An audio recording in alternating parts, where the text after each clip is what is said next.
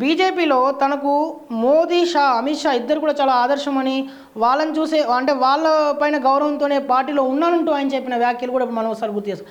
అయితే జాతీయ నాయకత్వమే ఆయన రాజీనామాను ఆమోదించడం తీవ్ర సంచలనంగా మారింది. అంటే పార్టీలో ఒక వర్గం తనను దూరం చేస్తుందని, తనపై వివక్ష చూపుతుందని చెప్పి ఆయన పలుసార్లు దీనిపైన వ్యాఖ్యానం చేశారు, పలుసార్లు విమర్శలు కూడా చేశారు.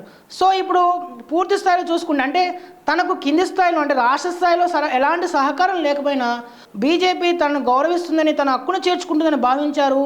అయితే రాష్ట్ర నాయకత్వం నుంచి బలమైన సంకేతాలు వెళ్లడంతోనే ఆయన రాజీనామాను కేంద్రంలోని నాయకత్వం అంటే బీజేపీ అగ్రనాయకత్వం హైకమాండ్ ఆయన రాజీనామాకు ఆమోదం తెలిపినట్టుగా తెలుస్తోంది. సరే, ప్రస్తుతం ఆయన ఏ పార్టీలో చేరతారు? ఇటు జనసేన వెళ్తారని చెప్పి కొందరు అంటున్నారు, లేదు శివసేనలో చేరతారని మరికొందరు అంటున్నారు. తీరా అంతా చూస్తే చివరికి కాంగ్రెస్లో కూడా చేరే అవకాశం ఉందన్నట్టుగా కూడా ప్రచారం అయితే జరుగుతోంది.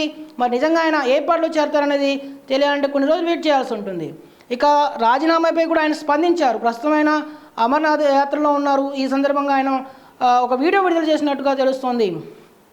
ఆ వీడియోలో ఆయన చెప్పిన ప్రధాన అంశం, సరిగ్గా ఇదే రోజున 11 నెలల క్రితం బీజేపీలో చేరాను.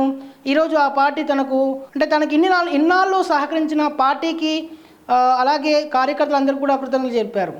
సో అంటే అక్కడి నుంచి వచ్చిన తర్వాత దీనిపై పూర్తి స్థాయిలో ప్రకటన ఉండే అవకాశం ఉంది.